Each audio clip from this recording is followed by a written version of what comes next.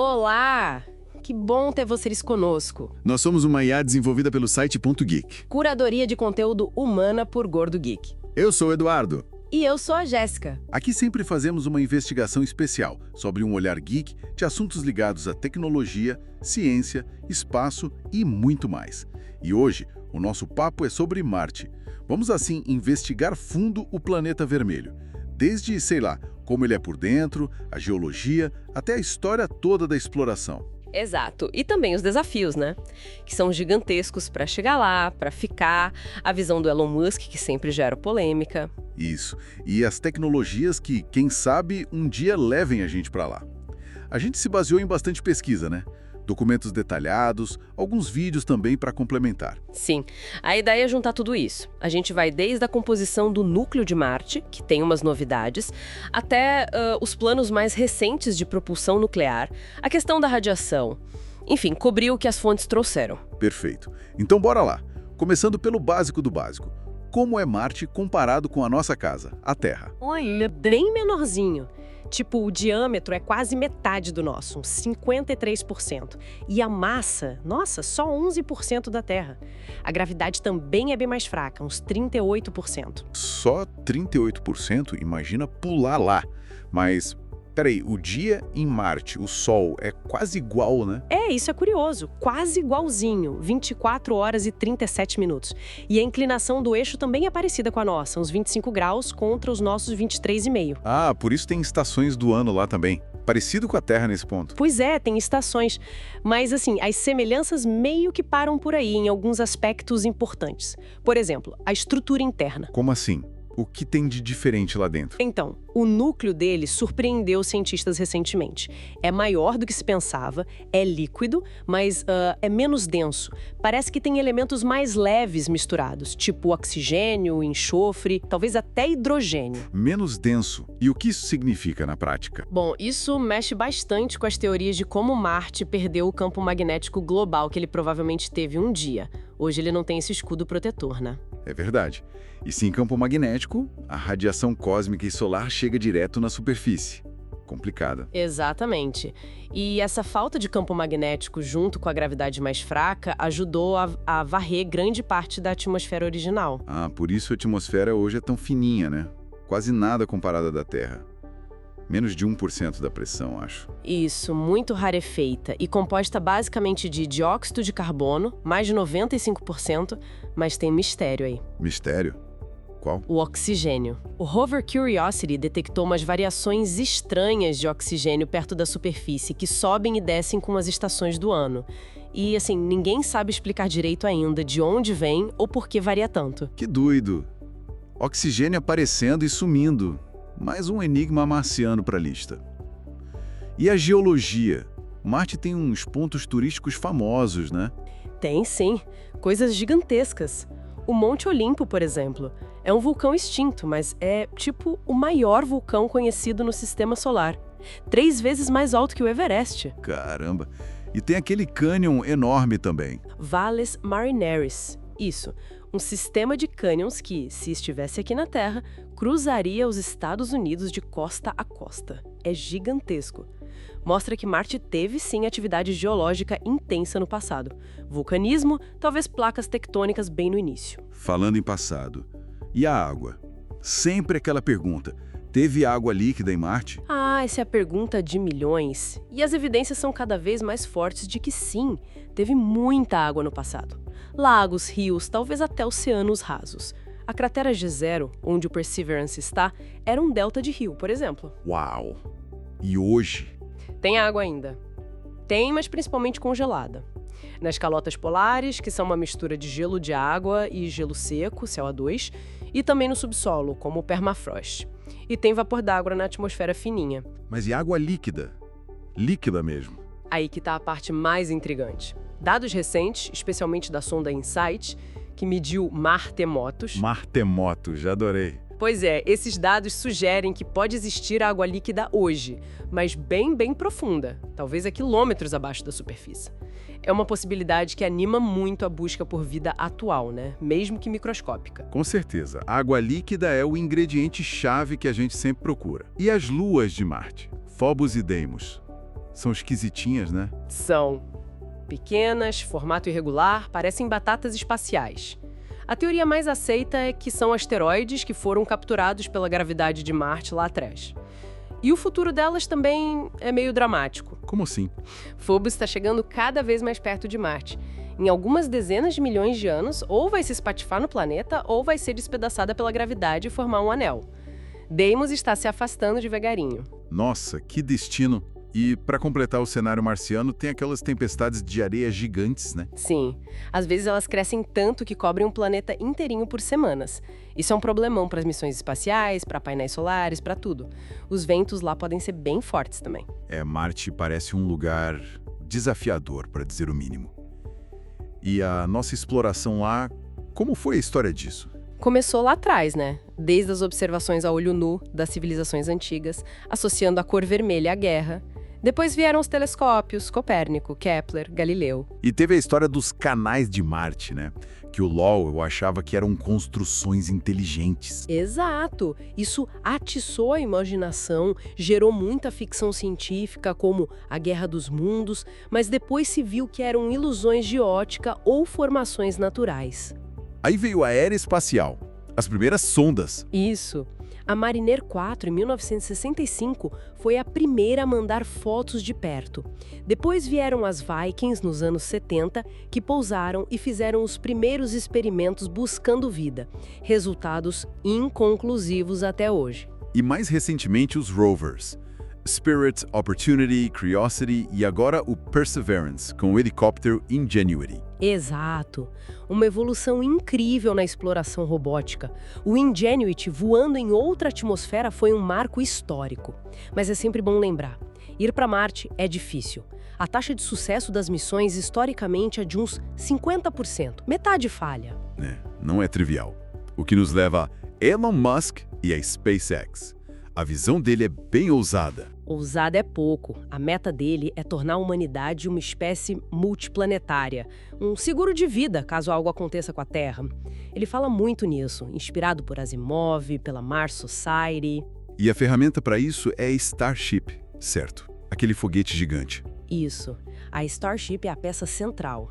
A ideia é ser totalmente reutilizável, tanto o foguete propulsor Super Heavy quanto a nave em si. E com capacidade para levar muita carga, ou mais 100 pessoas por viagem, segundo os planos. 100 pessoas?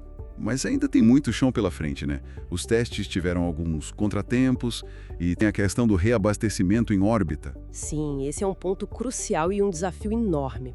Para ir para Marte com carga útil de verdade, a Starship precisa ser reabastecida em órbita da Terra por outras Starships tanque. Isso nunca foi feito nessa escala. É complexo, arriscado. E os prazos? Ele costuma ser otimista, digamos. Os cronogramas da SpaceX são sempre agressivos. Ele falou em missões de carga não tripuladas já em 2026, 2027, talvez, e levar humanos uns 2 a 4 anos depois. Ele pensa no crescimento exponencial, até com robôs humanoides, os Optimus, ajudando a construir a base. Robôs Optimus em Marte. E a colônia? Ele fala em 1 milhão de pessoas. Autossustentável, isso é factível. Bom, aí entra os grandes desafios técnicos específicos da SpaceX também. O EDL, entrada, descida e pouso de algo tão massivo quanto a Starship em Marte, é muito mais difícil do que pousar um rover. A atmosfera fina não ajuda a frear tanto. E tem que produzir combustível lá, né? Para voltar. Exatamente, o ISRU, In Situ Resource Utilization. A ideia é usar o CO2 da atmosfera marciana e água que precisam achar e extrair para produzir metano e oxigênio, que são os combustíveis da Starship, através da reação de Sabatier. Dominar isso é essencial. Além da tecnologia, tem o custo. 1 milhão de pessoas. Isso deve custar uma fortuna inimaginável. Estimativas falam em trilhões de dólares para estabelecer uma colônia assim. Isso levanta muito ceticismo. Como financiar isso? A SpaceX aposta na Starlink, nos contratos com a NASA, como o HLS para a Lua, mas é muito dinheiro. E tem as críticas, né? Gente como Neil deGrasse Tyson questiona a viabilidade, os riscos, a ética de mandar tanta gente para um ambiente tão hostil e a credibilidade dos cronogramas. Sim, são pontos válidos. Mas não dá para negar o impacto que a SpaceX já teve, né? Impulsionou a indústria espacial privada, a reutilização de foguetes e força outras potências, como a China, a acelerarem seus próprios planos para Marte. Mexe até com o direito espacial. Verdade. Mas vamos focar nos desafios mais físicos e biológicos. Você mencionou a radiação antes. Quão sério é isso? É um dos maiores, se não o maior obstáculo para missões tripuladas longas. Tanto na viagem espacial, fora da proteção da magnetosfera da Terra, quanto na superfície de Marte. E qual o nível dessa radiação? É alto. Uma missão de ida e volta a Marte, mais um tempo na superfície, pode expor a tripulação a mais de 1 sievert de radiação acumulada. Para ter ideia, os limites de carreira da NASA para astronautas são bem mais baixos, tipo 0,6 sievert ao longo da vida toda. Caramba! Mais de 1 sievert? Quais os efeitos disso? São vários e preocupantes. Aumento significativo no risco de câncer ao longo da vida, danos ao sistema nervoso central, problemas cognitivos, problemas gastrointestinais, cardiovasculares. Não é brincadeira. E como se proteger disso? Blindagem. Blindagem ajuda, mas tem limites. Para bloquear os raios cósmicos galácticos, que são muito energéticos, você precisaria de blindagens muito espessas e pesadas, o que complica a viagem. Talvez usar água como blindagem ou até o próprio regolito marciano para construir hábitats enterrados ou cobertos, mas na viagem é mais difícil. Entendi. Além da radiação, o ambiente em si é hostil, né? Muito. O solo marciano contém percloratos, que são tóxicos para humanos. A poeira fina pode ser um problema para os equipamentos e para a saúde respiratória. As temperaturas são extremas, podem ir de, 20 graus Celsius perto do Equador no verão, durante o dia, até menos 153 graus Celsius nos polos. E a pressão atmosférica baixíssima exige trajes pressurizados o tempo todo fora do habitat. Não é um passeio no parque. E para voltar? Já falamos do ISRU, de fazer combustível lá. Isso é mandatório, né? Essencial. Levar todo o combustível para a ida e para a volta da Terra seria inviável com a tecnologia atual, deixaria pouquíssimo espaço para carga útil, para tripulação, para o habitat. O ISRU é a chave para tornar a exploração sustentável. E dentro do habitat, como manter as pessoas vivas por meses, anos? Aí entra o suporte à vida. Sistemas complexos, de ciclo fechado para reciclar água, gerenciar resíduos, tudo tem que ser extremamente confiável, porque não dá para pedir peça de reposição da Terra e chegar no dia seguinte, né? Nem pensar. E a parte médica, como lidar com uma emergência, uma cirurgia? É outro desafio imenso. Precisaria de um nível de autonomia médica sem precedentes. Talvez cirurgia robótica, diagnósticos avançados com inteligência artificial e treinamento médico intenso para a tripulação. Higiene também é crucial em ambiente fechado. E o psicológico?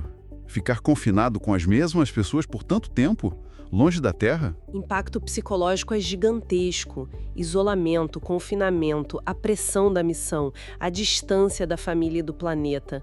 Tudo isso exige muito preparo, seleção rigorosa da tripulação e talvez até novas formas de suporte psicológico à distância. Ufa! É desafio que não acaba mais. E o custo de uma missão, digamos, da NASA para Marte? As estimativas variam, mas para uma missão tripulada nos moldes da NASA, fala-se em algo como 500 bilhões de dólares por missão. É muito caro. E você só pode lançar a cada 26 meses quando as órbitas da Terra e Marte se alinham para a janela de lançamento mais eficiente. $500 bilhão. E aquela ideia de terraformação, de tornar Marte mais parecido com a Terra? Terraformação é, algo para um futuro muito distante, se é que é possível. Exigiria mudar a atmosfera, criar um campo magnético, aquecer o planeta. Estamos falando de escalas de tempo de séculos ou milênios e tecnologias que nem sonhamos ainda. Não é algo para agora. Entendi. Foco agora é chegar lá e sobreviver. E como chegar mais rápido? Você falou da janela de lançamento, mas a viagem em si leva quanto tempo? Com a propulsão química atual, usando trajetórias eficientes como a de Hohmann, leva uns 7 a 9 meses só para ir. É muito tempo exposto à radiação e aos riscos do espaço profundo. Tem como encurtar isso? Tem tecnologias sendo pesquisadas, a propulsão nuclear térmica, por exemplo. Projetos como o NERVA, no passado, e agora o DRACO, uma parceria da NASA com a DARPA. A ideia é usar um reator nuclear para aquecer hidrogênio e expeli-o a altíssima velocidade. Isso poderia talvez cortar o tempo de viagem pela metade, uns 4 ou 5 meses. Metade do tempo já seria ótimo. E tem coisas mais futuristas ainda. Ah, sim, tem conceitos de propulsão por fusão nuclear, projetos como Pulsar ou ideias russas da Rosatom.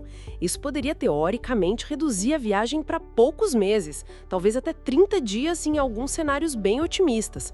Mas a fusão controlada e leve para foguetes ainda está longe. 30 dias para Marte? Aí sim. E propulsão iônica, funciona? Funciona. É super eficiente em termos de combustível, usa eletricidade para acelerar íons. O problema é que a aceleração é muito lenta. Ótimo para sondas robóticas em viagens longas, mas para missões tripuladas rápidas ainda não é a solução principal. Talvez para carga. E velas solares? Ouvi falar de propulsão fotônica. Velas solares usam a pressão da luz do Sol. De novo, aceleração lenta, mas constante. Para viagens interplanetárias rápidas, talvez velas empurradas por lasers potentes baseados na Terra ou na Lua. É um conceito chamado propulsão fotônica. Poderia, em teoria, chegar a Marte em semanas ou até dias, mas a tecnologia do laser e da vela gigante é um desafio imenso. Nossa, quanta opção. Mas hoje o que manda é a química mesmo, né? E o futuro próximo talvez seja nuclear térmico. Basicamente isso. E tem outras tecnologias emergindo, tipo plasma pulsado, propulsores Hall mais eficientes, materiais mais leves e resistentes, muita robótica avançada, como os Optimus que mencionamos, e inteligência artificial para a autonomia das naves e sistemas. É uma corrida tecnológica em várias frentes. E diminuir o tempo de viagem não é só para o conforto, né? De jeito nenhum, é crucial. Menos tempo de viagem significa menos exposição à radiação, menos risco de falha de equipamento, menos suprimentos necessários, menos estresse psicológico e permite levar mais carga útil, o que é fundamental para estabelecer uma base. Reduz o custo operacional e o risco da missão como um todo. Faz todo sentido. Ufa, acho que demos uma boa varrida em Marte, hein?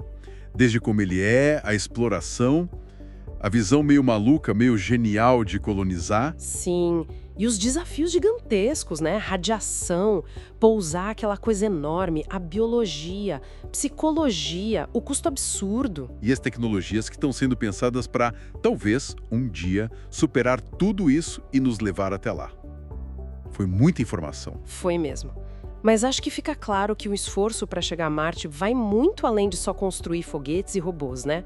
É um teste gigantesco para nossa engenhosidade, para nossa capacidade de resolver problemas complexos, para nossa resiliência como espécie. Verdade. E mesmo que essa colonização em massa, tipo 1 milhão de pessoas, não aconteça do jeito que o Musk imagina, ou demore muito mais, todo o desenvolvimento tecnológico necessário para isso. Sim. Os avanços em suporte de vida em ciclo fechado, em novas fontes de energia, em materiais, em medicina remota, em robótica autônoma, tudo isso pode ter um impacto enorme e super positivo aqui na Terra, sabe? Com certeza, muita coisa que a gente desenvolve para o espaço acaba melhorando a vida aqui. Exato. Então talvez a grande questão não seja apenas se vamos a Marte ou quando, mas o que essa jornada desafiadora, mesmo que a gente não chegue a colonizar de fato, vai acabar revelando sobre nós mesmos, sobre nossa capacidade de adaptação e sobre o nosso futuro, né? O que a gente aprende no caminho. É uma boa reflexão para a gente terminar, o aprendizado no caminho. Muito bom. Esperamos que essa nossa discussão detalhada tenha sido útil e, claro, interessante para quem nos ouve. E se você gostou, não esquece, deixa seu comentário, curte, compartilha com os amigos, isso ajuda muito a gente a continuar trazendo essas informações e análises. É isso aí. Muito obrigado pela companhia e até a próxima. Tchau!